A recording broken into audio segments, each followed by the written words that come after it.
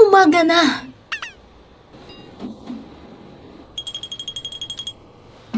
Masyado pang maaga para bitawan kita. Panahon na para bumalik sa palabas.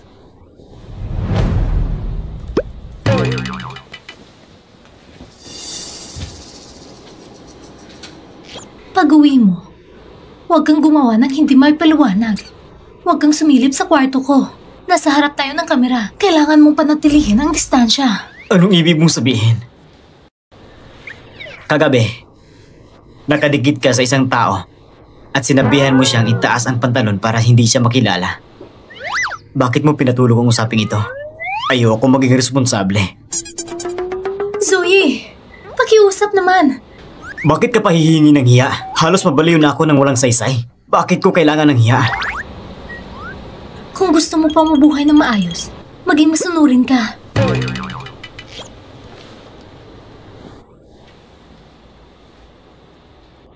Ibig sabihin, inamin mo na ang relasyon natin?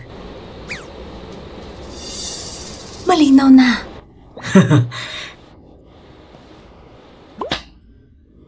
Kaya kung makilala ang pagkakaiba ng puno at busog. Tara na at magpalit ng damit. Dadalhin kita sa isang lugar. Saan? Hindi ba't sinabi ko sa'yo kagabi? Nabibigyan kita ng sagot ngayon?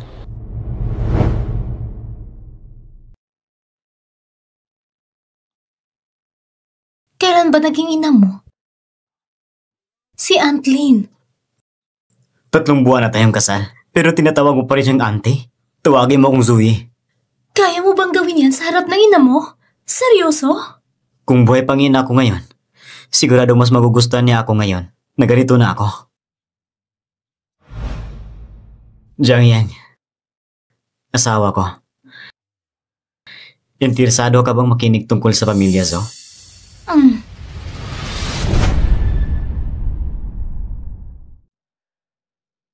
Dapat mo ring malaman na nagkaroon ng relasyon ng tatay ko at nanay ko bago matapos ang kanilang kasal. Ngayon, ipinanganak na ni Mrs. Zo si Zuyan at hindi matanggap ng nanay ko iyon. Kaya pagkatapos pumili ng negosyo, nalaman niyang buntis siya. Pagkatapos, pinili niya mag-isa. Simula nang ipinanganak ako at inalagaan niya ako mag-isa, sa totoo lang, medyo mahirap ako noon. Pero payapa at masaya ang buhay ko. Hanggang sa nalaman ng pamilya Zo ang tungkol sa akin. Mama! Ay! Pakawalan niyo ang anak ko! Huwag niyo siyang ilayo! Hindi niyo siya pwedeng kunin! Pakawalan niyo ako!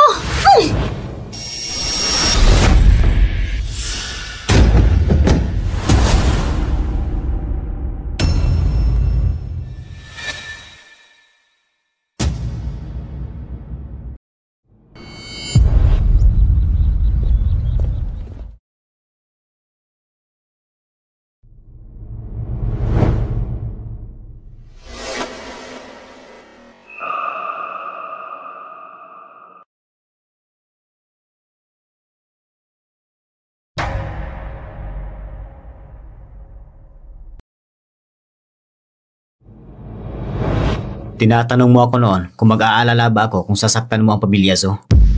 Ngayon masasagot ko na. Hindi. Pinatay nila ang ina ko dahil sa tinatawag nilang pagkilala sa mga ninuno. Paano pa ako magkakaroon ng pakiramdam para sa pamilya Zo? Akala ko, magandang relasyon mo sa lolo mo. Matandang lalaki? Alin na mas pare-pareho ang paraan sa mall? Sino kaya ang gusto niya? Tama yan. Ngayon, hayaan mo akong tanungin ka. Ano sa tingin mo ang makukuha ko mula sa'yo? Marami pinagdaanan si Zoe. Hindi na tayo yung dati. Paano ka makakatiyak na hindi ako ganoon? Gusto mo rin bang maghiganti sa pamilya Zo? Oo. Ano pa ba? Kung ganun, makipagtulungan ka sa akin. Kung hindi, parang hindi ko sinabi. Gusto mo magipagtulungan sa akin? Oo. Ano ba ang makukuha ko sa pakikipagtulungan sa'yo? Anong benepisyo? Anong benepisyo? Subukan mo. Ang pakikipagtulungan, siguradong higit pa ang benepisyo kaysa iniisip mo. Mas marami pa. Kaya makipagtulungan ka. Masayang pagtutulungan. Masayang pagtutulungan. Tandaan na may mga bagay na napaka-luxury para sa atin. Ang tanging matatag na relasyon ay pagtutulungan, hindi ba? Jiang Ying, kung hihintayin mo, hindi ako maniniwala na hindi ko kailanman mababasag ang puso mo. Hello? Manager Jiang, nasan kayo? Bakit? Anong problema? May nangyari po sa variety show. Anong variety show? Ang female artist ng ating kumpanya na si Xiaoxia at ang male guest na si Zuki ay nahayaang natulog sa isang kwarto kagabi habang live ang palabas. Live ito? Live ang broadcast. Maraming fans ang lalaki at maraming tagahanga. Tinawag si Xiaoxia na aso ng mga fans niya. Naghanap ako ng ilang grupo ng trolls para mag-brush ng data. Pero limitado ang epekto nito. Sige, naintindihan ko. Sa susunod, huwag na magsalita. Makipag-ugnayan kay Director Lu. Para itigil ang broadcast. Babalik ako kagad. Sige. Anong problema? Ang variety show na sinalihan natin ay naging maiksi. Sina Sia at Suzuki ay dinala upang matulog sa isang direksyon. Ang lahat ng ito hindi dapat manantad. Bakit walang nag-expose sa atin? Ano? Ang sabi ko, tara na, ihahatid kita.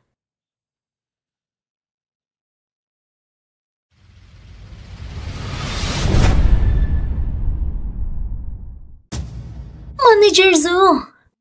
Sino ang sumuntok? Si Suruhan. Sabi niya, masakit siya sa tiyan at gusto niya magpagamot sa labas. Mr. Zhu, Manager Jiang, ngayon, ang unang prioridad ay ayusin muna ang usapin ni Saoji at Suki. Ang iba? Hindi mo ba sinabi kay Assistant Xiao ang bantayan sila sa paglabas nila? Ano ang ginagawa nila? Pakitipon silang lahat. May sasabihin ako sa kanila. Narinig mo na ang sinabi ni Jiang. Dali na, masusunod.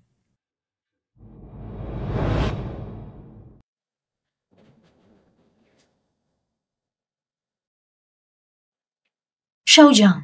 Manager Jiang, tawagin mo muna pabalik. Ang Chinese media ay palaging nagtuturo na dapat matatag at matibay ang mga empleyado. Kung hindi, kalimutan mo na lang. Kaya isipin mo kung ano ang mangyayari kung kumalat ang balita na nauntog ka ngayon. Alam mo ba kung bakit marami pang artista ang nanuntok sa'yo? Kasi hindi na kailangan pang bayaran para saktan ka.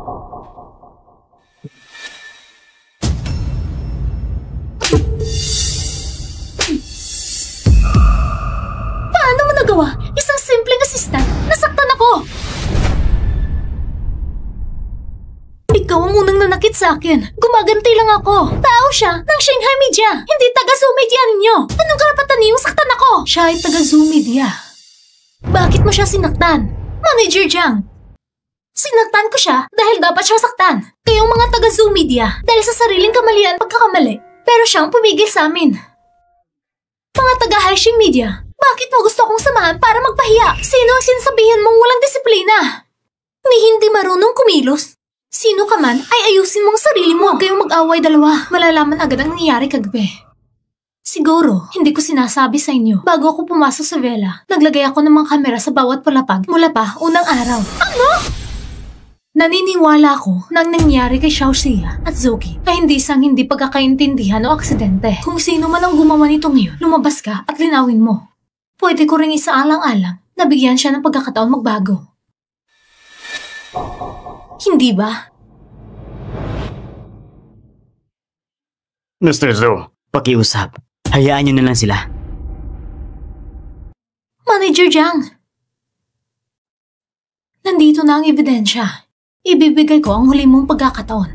Isang pagkakataon lang. Ako yun.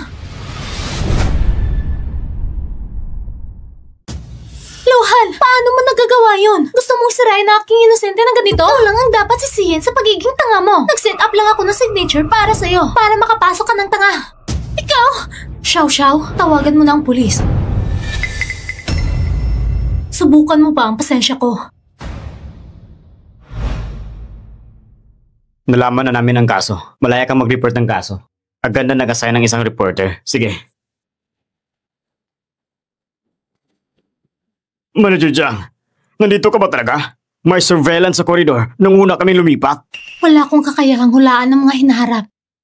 Ang ipinasa mo sa mga pulis kanina ay... Isang maliit na kamera lang. Walang ebidensya. Kung inamin ni Ruhan mismo, may ebidensya sana.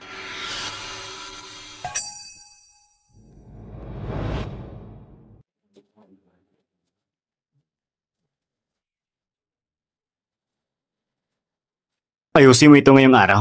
Hindi masama. Zoe, gusto mo bang humanap ng dahilan para umalis sa Zungi? Bakit naman? Siguro pinaloko ni Luhan ng batang bayani dahil kay Yugong. Ikaw ang boss ko. At ayokong masiraan ka ng loob. Yusi? Hyusi. Nakikipagkumpetensya ka ngayon kay Zuyan. Ayokong isipin ni Lolo na ikaw ay isang mapanilang na tao.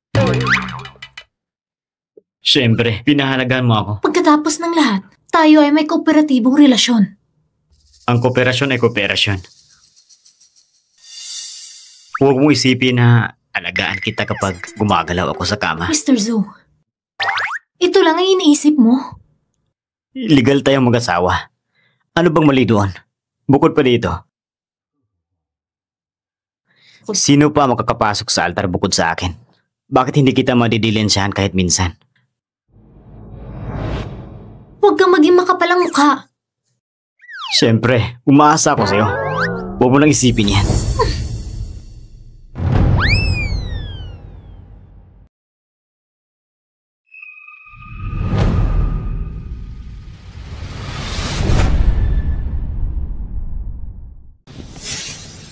Yang, huwag mo naman akong labanan. Ito ay isang programa. Hindi bahay mo. Ano bang kinakakatakutan mo? Hindi ba tumigil ang filme ngayon?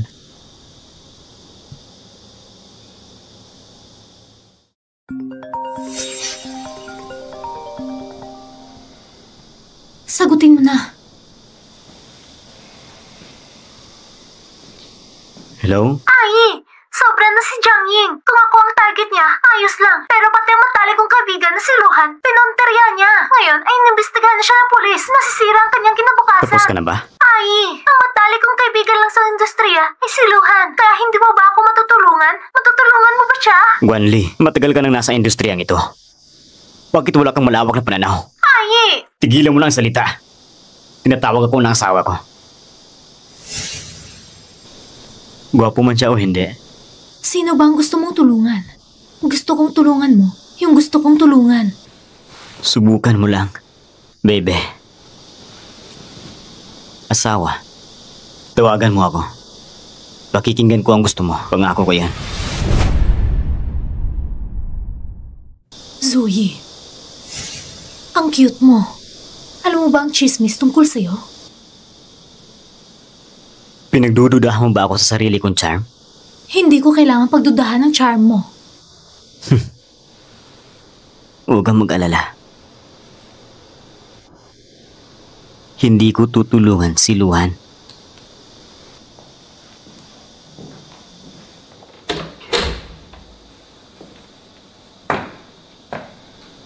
Tapusin ang kontrata ni Guanle. Gawin mo na lang.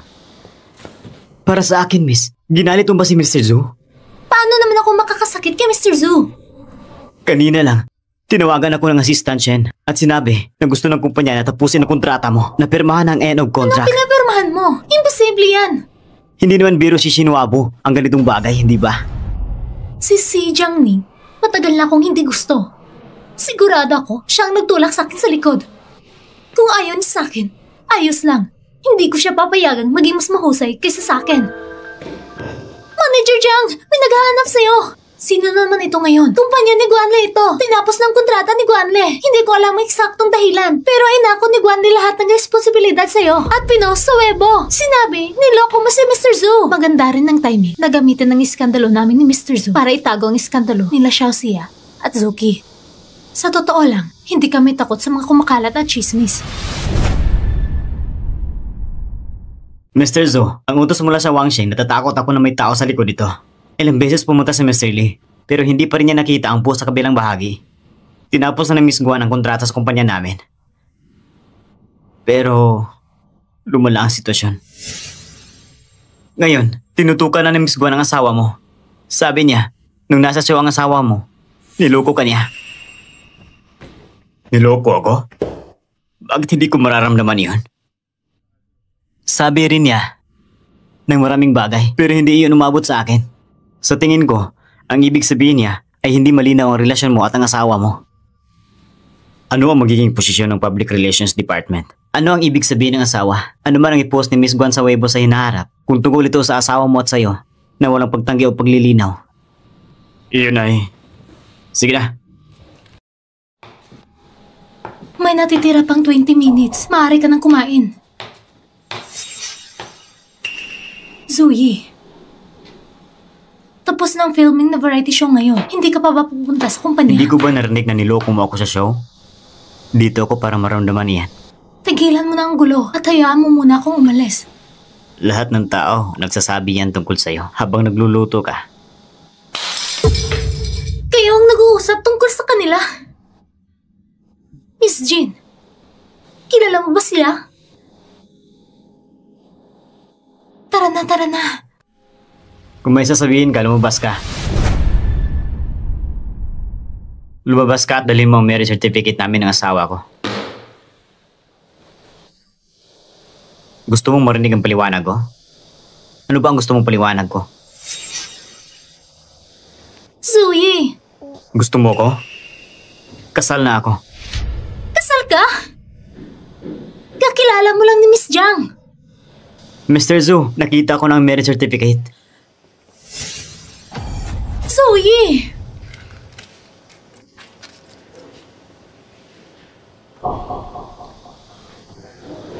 Nakita mo na ba ang marriage certificate? Jiang Yang at ako, mag-asawa. May tanong ka pa ba? Mr. Zhou at si Miss Jiang Ying ay perfectong bagay sa isa't isa. Kaya, alis na kayo. Sige na.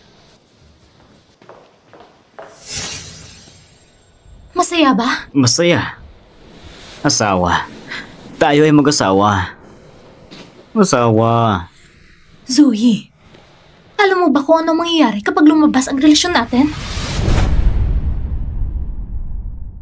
Ano ang magiging epekto? Bubuto ba ang mundo? Zoe! Hindi bubuto ang mundo at hindi mawawala ang tao. Ganito lang yan. Kasal tayo. Wala ganun kalaking epekto. Asawa ko, huwag kang mag-alala ng sobra. Zoe. Huwag kang magsisi. Sa hinaharap. Magsisisi. Miss Jiang, yung tao lang imbita sa atin ng tsa ay lumabas sa kamakailan lang. Tama ang hula mo. Malapit talaga siyang pamilya ng Zhu. Alam mo ba kung anong posisyon niya sa pamilya Zhu? Hindi ko pa alam ngayon. Masyado siyang maingat at may puwersa na lihim siya pinoprotektahan. Mahirap para sa amin na mapalapit sa kanya. Sige, kayo naman. Matagal na akong naghihintay. Huwag magmadali. Ang usapin ba na gustong ayusin ni Miss Jiang Yin ay dahil sa'yo? Pinapainit mo ba uli ang apoy kasama siya sa likod? Guanli, ano ba ang balak mo tungkol sa pagkansela ng kontrata? Hindi ito kasalanan mo. Sakit ba na ginawa mo sa akin? Hindi kita palalampasin. Akala mo ba ako nang sumakit sa'yo? Hindi mo ba naisip? Hindi alam ng ibang relasyon mo kay Zoe. Hindi mo pa alam kung kasal ba kami ni Zoe. Tinuturing pa rin kitang magpapablind eye sa dati mong relasyon sa kanya. Pinayagan ba kitang lumayo na sobra? At maling akala mo na ako lang ang may karapatan? Siya ang madilim sa relasyon na ito. Ako bang nagbibigay daan sa'yo? At pinaniwalaan kang ako lang ang may karapatan, hindi ba? Ako ang unang nakipagrelasyon kay Aye. Kung hindi ka masyadong nakialam, ako na sana magiging Miss Zhou. Kung gusto mong sabihin yun, pag-usapan natin. Sinabi mo, nauna kayo. Gusto kong malaman, tinanggap niya ba ang relasyon ninyo? Ikaw?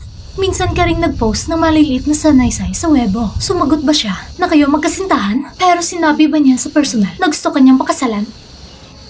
Guanli, matagal na kitang sinabihan. Huwag mong sirain ang karir mo para sa pag-ibig na pinapangarap mo. Mahirap kong binsihin ang asong to. Iyan lang. Ay!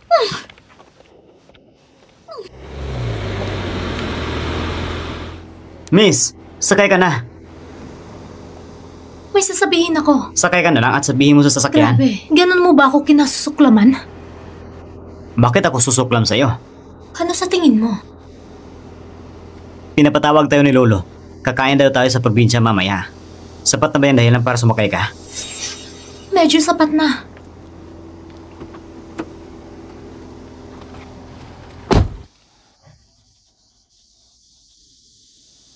Pagkatapos ng away, sa akin mo ibubunto ng galit mo?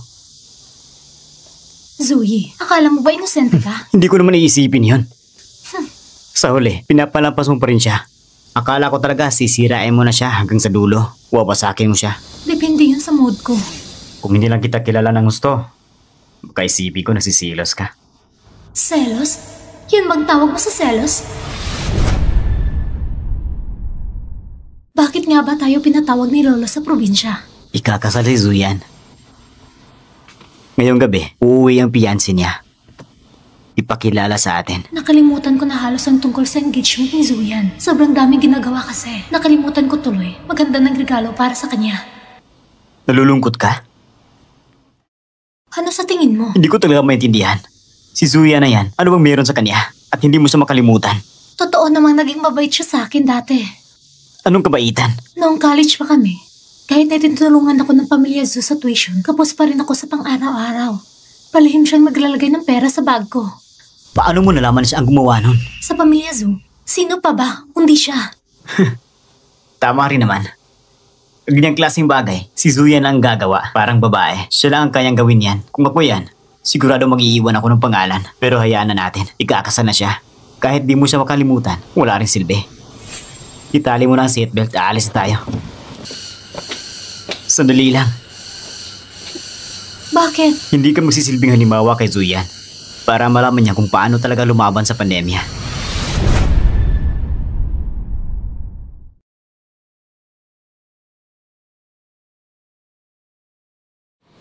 Sige, ilagay mo dyan. Ako nang bahala. Hoy, pag wala kang trabaho, huwag ka muna magsuot ng takong. Nakakapagod sa paa. Magsapatos ka ng flat, okay? Yeng-yeng, ikaw ang pagod. Pero ako ang nasasaktan. Zoe, pwede bang umayos ka? Ayusin mo ang utak mo. Para mag-asawa na tayong umarte. Hindi naman ito acting. Ay Yeng-yeng, halika. Upo kayo, upo. Yeng-yeng, halika. Siyempre, artista natin. Ipapakilala kita. Ito ang kapatid ni Ari, si Ying, ang asawa niya. Hello po sa inyo. Sige. Upo kayo ng maayos. Ay, simula ngayon, pamilya na tayo. Ay, dapat alagaan mo talaga siya. Bakit kailangan pa ng alaga? Si Kuya lang bahala sa kanya, tama? Ako, sarili kong asawa na lang ang aalagaan ko. Inom tayo.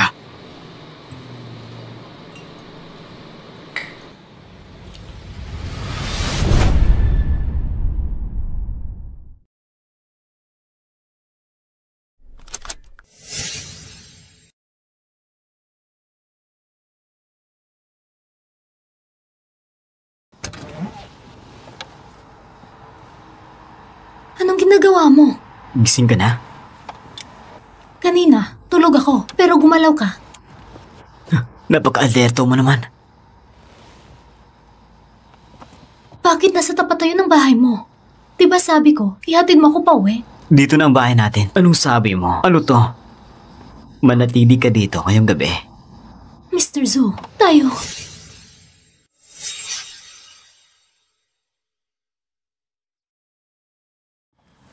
Ay, saan mo natutunan ang mga ganyang panunuksong paraan? Ikaw nga ang nanunukso sa akin, hindi ba? Kailan ba kita tinutukso? Wala ka namang ginawa. Pero pakiramdam ko, puputok na ako. Paano pa kaya kung may gagawin ka?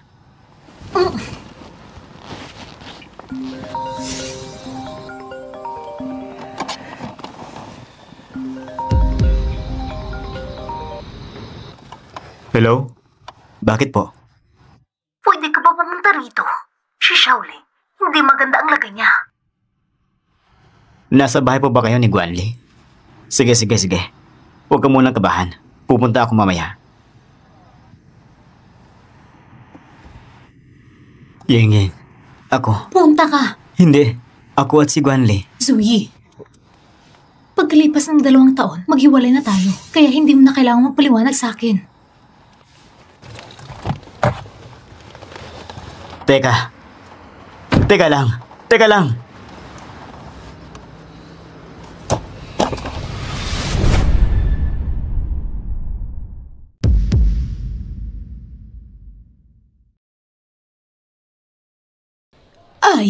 Hindi ko talaga alam na ganito kalaking abala ang naidulot ni Shaoli sa'yo. Humihingi ako ng pamanin para sa kanya. Alam kong kasalanan din niya kung bakit siya umabot sa ganito. Pero isa lang ang anak kong babae. Kahit alang-alang na lang sa akin, bigyan mo siya ng kaunting pag-asa.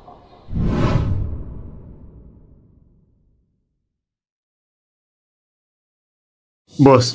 Umalis ka dyan. Tita, Bakit ka nandito? Mabuti ka ba sa bahay nila, Zo? Inaapi ka ba nila? wala pong umaapi sa akin. Ayos yan. Teka lang, hintayin mo ako.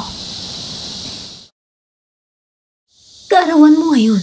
Noon, tuwing birthday mo, mahilig kang kumain sa ganitong fast food. Tanda pa rin ni tita yan.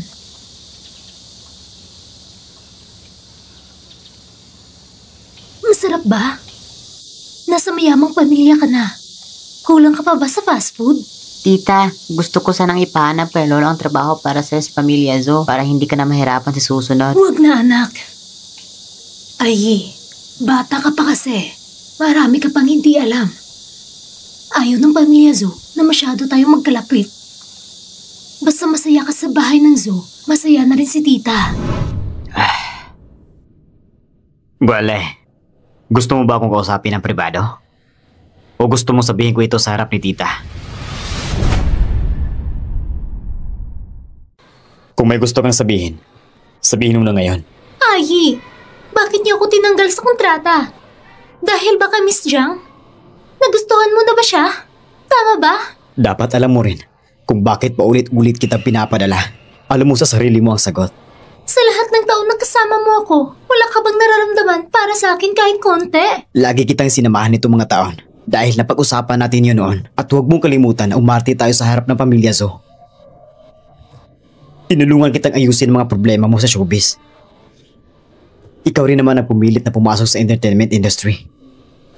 Sinabi ko noon na sabihin mong kapatid mo ako sa publiko pero tumanggi ka. Akala ko noon, nahihiya ka lang baka kung ano ang iisipin ng mga tao. Yun pala. Kung nalaman ko lang na ganito pala iniisip mo, hindi na sana ako pumayag noon pa lang. Guanli, ito na ang huling pagkakataon ko sa'yo. Kung gusto mo pa rin manatili sa showbiz, magbukas ka ng sarili mong studio.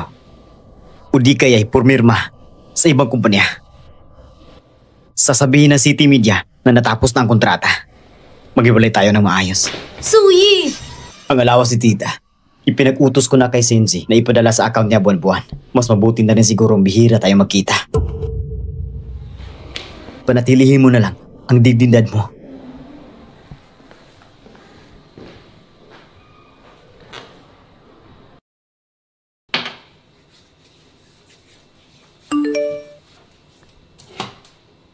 Tulog ka na ba?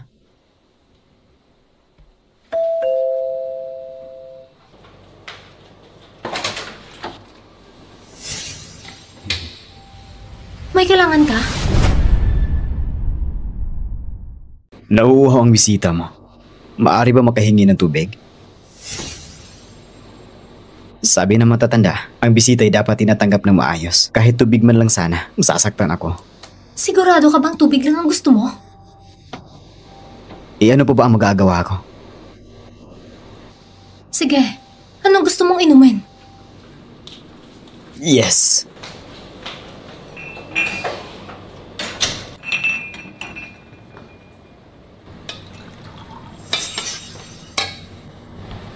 Alam mo ba, sa totoo lang, masama ang loob ko ngayon. Kaya pumunta ka rito para maghanap ng lambing? Ganito ba talaga ang tingin mo sa akin? Kung hindi, Yeng. Pahingi ako ng yakap. Yakap lang, okay?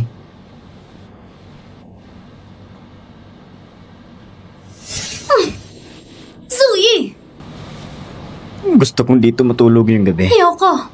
Dis oras ng gabi. Madilim at mahangin pa. Kung papalayasin mo ko ngayon, paano kung may mangyari sa akin? Sige, tumahimik ka na. Nasa banda roon, ang guest room. Beram ng banyo saglit. May banyo sa guest room. Gusto ko lang gamitin yung sa'yo. Ay, ikaw! Ang kulit mo talaga.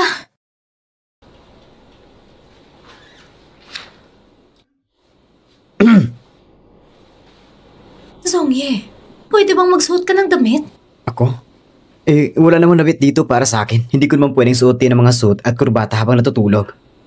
Oh, kumusta? Okay ba ang katawan ng asawa mo?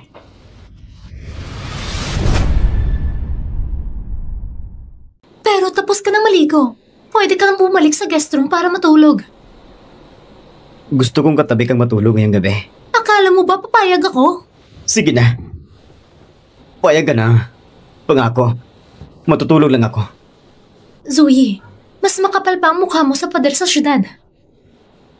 Gusto lang naman ni Kuya makadikit kay Baby Yeng Yeng. Maging normal ka naman. Hindi ko kaya maging normal. Yeng Yeng, napansin mo ba? Mas buhay ang expression mo ngayon. At hindi ka na ganun katutol gaya ng dati. Hindi ba? Ibig sabihin yan, sa puso mo, tinatanggap mo na ako. 2:00 na ng madaling araw. Matutulog ka ba o hindi? Kung gusto mong matulog, matulog ka. Kung ayaw mo, pwede rin tayong gumawa ng iba. Matulog na lang. Sige.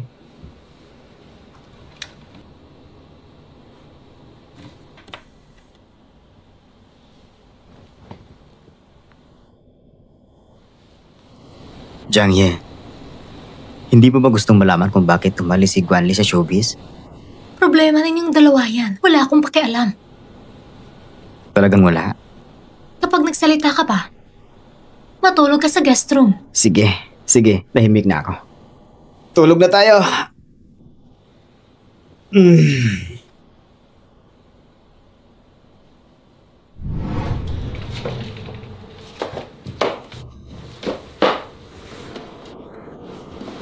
Jingyang?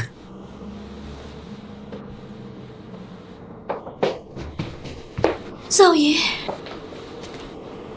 ang init ng katawan ko. Jingyang. Tika lang.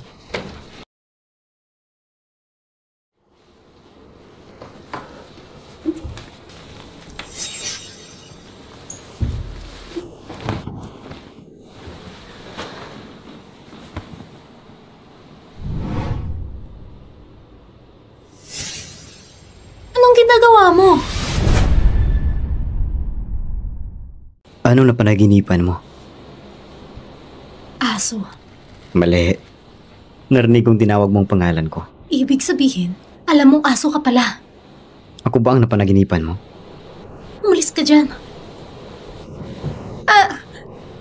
Ano napanaginipan mo tungkol sa akin?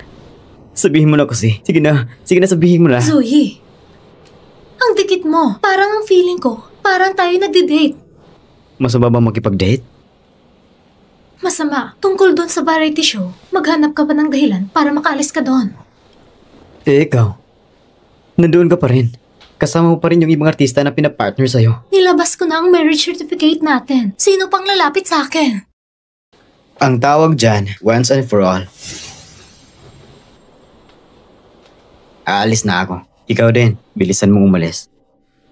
Sapat na ang publicity ng variety show na yan ngayon. Mahalaga pa rin ang career mo. Huwag mong ibuhos lahat ng oras mo dyan. Isipin ko muna.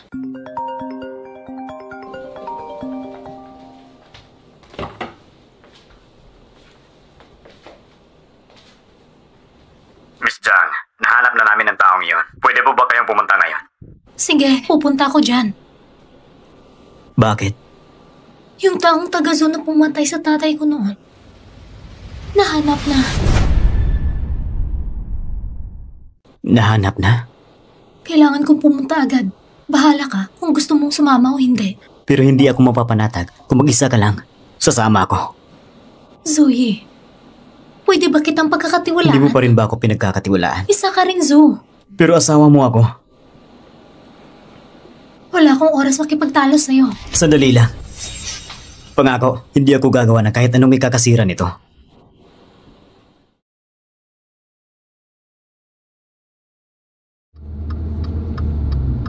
Huwag kang kabahan. Nahanap na natin siya.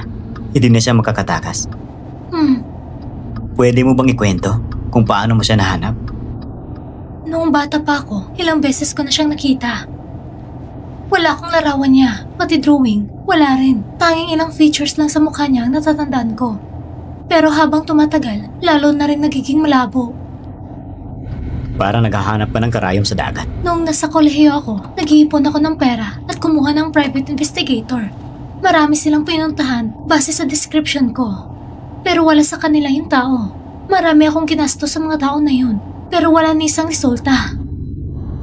Noong college ka, ang hirap ng buhay mo. Puro tuyo at tinapay ang kinakain mo. Naguguluhan pa nga ako noon.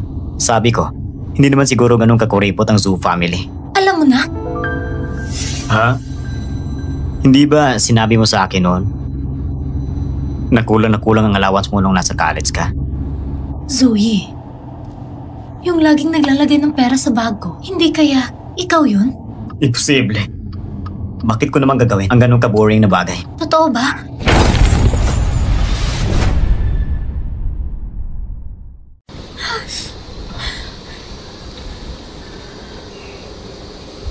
Zoe, ayos ka lang ba? Ayos lang. Walang problema. Anong nangyayari?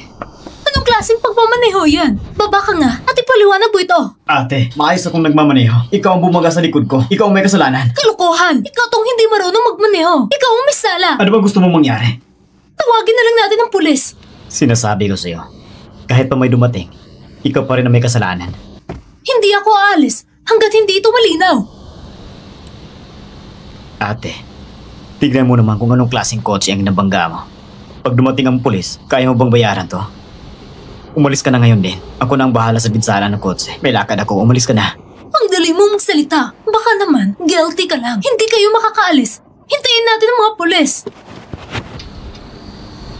Sige nga, daanan mo ako kung kaya mo. Ayon sa aming investigasyon, ang kotse sa unahan ay maayos ang bumabiyahe. Ang kotse sa likod ang mabilis at hindi nagtira ng sapat na distansya kaya nabangga. Kasalanan na nasa likod. Yung paghiga mo sa harap ng kotse ay delikado. Kailangan kang paalalahanan at bigyan ng babala. Salamat po, sir. Sir, maayos naman po akong nagmaneho. Siya lang hindi marunong. Bakit ako sinisisi?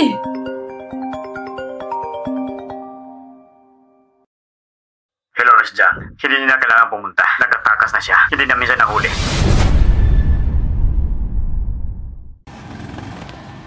Anong problema? Nakatakas siya. Yeng. Nandito ako. Ayos lang. Ang dami ko nang pinagdaanan. Matagal ko na rin inihanda ang sarili ko. Nung nalaman ko pa lang na may connection sa pamilya Zhu, alam ko nang hindi magiging madali ito. Matutulungan kita. Hindi mo ako matutulungan. May mga taong nagtatanggol sa kanya. Yung aksidente kanina, yung bungangerang babae na yun, hindi yun aksidente. May gustong umara sa akin para di ko siya mahanap. Paano kung kilala ko siya?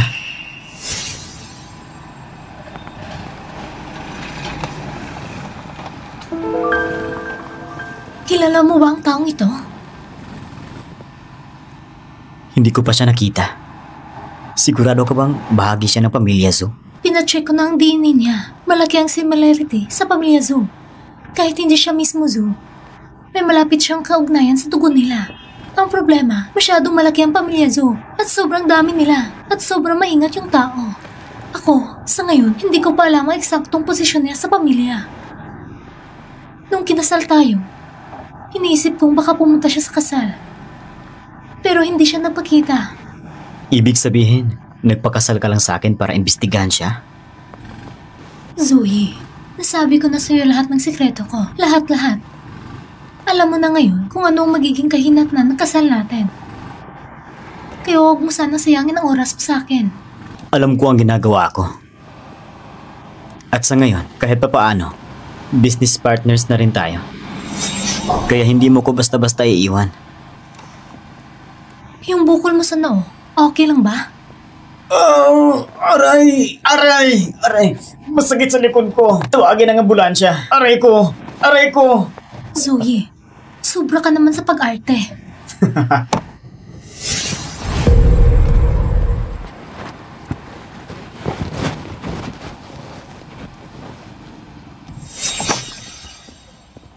Zoe, ano ba yan? Drama ka pa rin? Zoe? Zoe? Zoe! Walang malalang pinsala. Bahagyang concussion lang. Kailangan lang ng pahinga. Salamat po, Doc. Salamat. Zoe, may problema ka ba sa utak? May concussion na nga eh. Bakit hindi mo sinabi agad? Kung sinabi ko kaagad, siguradong iniwan mo na ako doon. At umalis ka na. Ganyan ka naman palagi sa akin. Walang puso. Sa tingin ko, ang ospital na ito hindi sapat para gamutin ka. Dapat sa'yo, sa psychiatrist hospital magpatingin. Grabe ka naman. Pasyente pa naman ako. Paano mo nasabing ganyang kalamig? Gamit ang bibig mong 37 degrees Celsius. Kung alam mong may sakit ka, mag-behave ka. Humiga ka na maayos. Saan ka pupunta? Magbabayad ng hospital bill mo. Galit ka, no? Hindi ako galit. Pag nagkasakit ka sa galit, walang mag-aalaga sa'yo. Aminin mo na kasi, nag-aalala ka lang talaga, pero dinay ka pa rin. So, Dato, balita ko, bedridden ka raw. Ano nangyari sa katawan mo? Ang hina mo naman. Hindi ka na makapaghintay pumasok sa libingang pinili ko para sa'yo. Ganun ba? Wow, may lakas ka pa rin mang-asar ah. Sayang, iniwan ko pa naman ang lahat ng trabaho para bisitahin ka. Oh wow, iniwan ang lahat para lang makita ako. Pero dumating kang walang dala. Kasalanan ko ba bilang ninong mo na hindi kita tinuruan ng magandang asal? Sa bunganga mo yan, walang himala kung hindi ka tatanggapin ng asawa mo. Kalokohan. Hoy, nakita mo ba yan? Mga prutas, bulaklak at lunchbox. Lahat yan, galing sa baby ko para sa akin. Tapos ikaw, dumating kang walang dala. Sa katawan mong yan, bibig mo lang talagang matibay. Pati ka mo ako matibay. Gusto mong subukan? Ayoko na makipag-asaran sa'yo. Ayos. Serious talk na tayo. Yung shipmate na hinihingi ni Zuyan, parating na. Anong gagawin natin?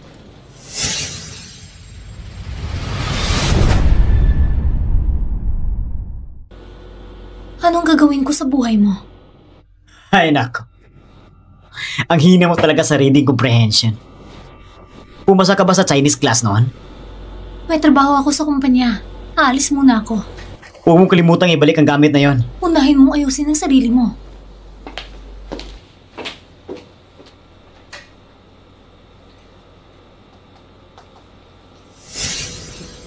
Hanapan mo ako ng tao. Maghanap ka ng tao.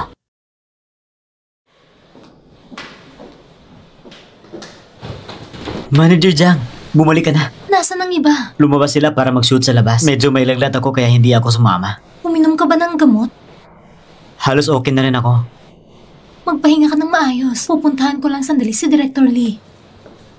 Jingyao, May kailangan ka pa ba? ikaw at si President Zhu. Pasensya na. Hindi ko intensyong ilihim ito sa lahat. Ako ang dapat humingi ng pumanhin. Ako ang hindi nakakaintindi sa sitwasyon pero nakisali agad. Bago ka pa lang sa industriya, umiinit pa rin ang pangalan mo ngayon. Maganda ang kinabukasan mo. Kung pinili mo lang ang landas na ito, huwag mong hayaang sirain ng kahit sino o kahit ano ang karirang pinaghirapan mo. Alam ko, pero magwi-withdraw na si President Zhu sa variety show. Ikaw rin ba aalis? Oo, simula pa lang. Extra lang naman ako.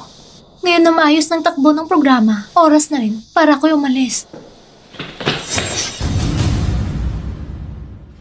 Anong balak niyong gawin? President Zhu! Zoe, anong ginagawa mo rito? May tatanong ako sa'yo. Anong ginagawa niyong dalawa kanina? Gusto ko lang sana magpaalam kay Manager Jiang. Kailangan bang magyakapan para magpaalam? Tanong ko sa'yo. Hayop ka! Zoe, anong ikinagalit mo? Masama nga siguro ugali ko nito mga huli. Pati siya. Lakas ng loob na hawakan ka. Sumama ka sa akin. Lalakad ka ba o hindi?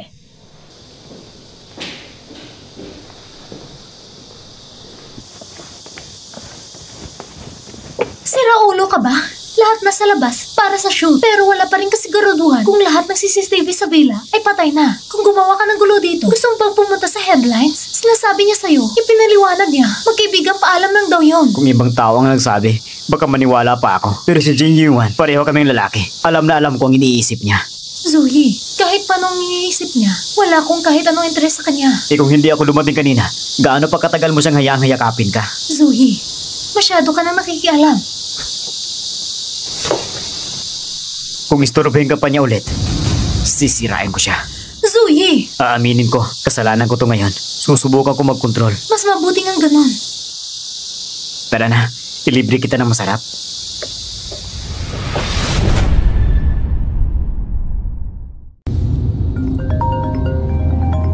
Manager Jiang, maaari ka bang bumalik sa kumpanya ngayon? Mga kalahating oras nang nakalipas, may biglaang balita online. May video sina President Zhou at Jin Yuan na nag-aaway. Naintindihan ko. Babalik agad ako.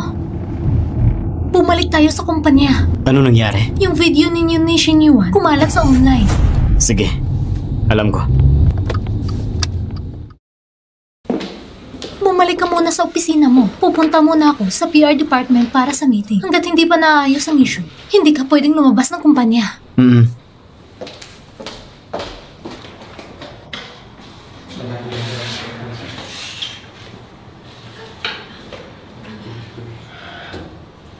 Nakapag-isip na ba kayo ng solusyon? Mukhang mahirap ayusin ang issue ito. Kaya parang may kasalanan na agad. Kumpara kay Jin Yuan, ipipilit pa rin ng netizens na inaapi ng kapitalista ang empleyado. Hindi talaga kayang ispiyan ng PR. Paano kung si Jin Yuan na lang magsalita, maglabas ng statement? Sabihin ng alin?